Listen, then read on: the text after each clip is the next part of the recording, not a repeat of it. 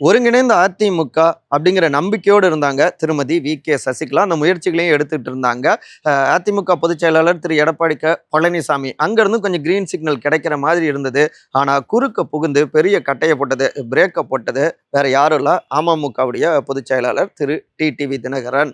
அவங்க கூட்டணியில சேர்ந்த உடனே சவுத்த அவங்கள வச்சே சமாளிச்சுக்கலாம், முக்குளத்தோர் சமூக வாக்குகள் அந்த நம்பிக்கையும் பெற்று விடலாம் அப்படின்னு எடப்பாடி கணக்கு போட்டு வி.கே.எஸ் உள்ள அனுமதிக்கல, அப்படியே ஹோல்ல வச்சிட்டாரு. இது வி.கே.எஸ் டீமை ரொம்பவே அப்செட் ஆக்கியிருக்கு.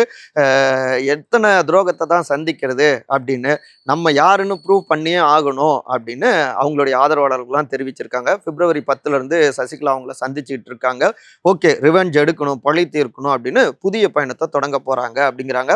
பிப்ரவரி 24 முன்னாள் முதலமைச்சர் மறைந்த செல்வி ஜெயலலிதா அவர்களுடைய பிறந்த நாள். அன்றிலிருந்து மதுரை மண்ணிலிருந்து புதிய பார்ட்டியை தொடங்கலாம், அவங்களுடைய பெயர்லயே அந்த பார்ட்டி இருக்கலாம் அப்படின்லாம் தகவல்கள் வருது. ஒரு 50-60 தொகுதிகளை கையில் எடுத்து அங்க தீவிரமாக களமாடினா வெற்றி வாய்ப்பு கிடைக்கும். அப்படி இல்லைனாலும் அதிமுக எடப்பாடி டீமு, டிடிவி அமமுக அவங்களுடைய வெற்றியை தடுத்தரலாம். அது ஒருங்கிணைந்த அதிமுக தான் நல்ல எதிர்காலத்தை உருவாக்கும் அப்படின்னு அவங்க 2 பேருக்கும் பாடம் புகட்டியதாகவும் இருக்கும் அப்படின்னும் அவங்களுடைய தொண்டர்கள் தெரிவிச்சிட்டு இருக்காங்க.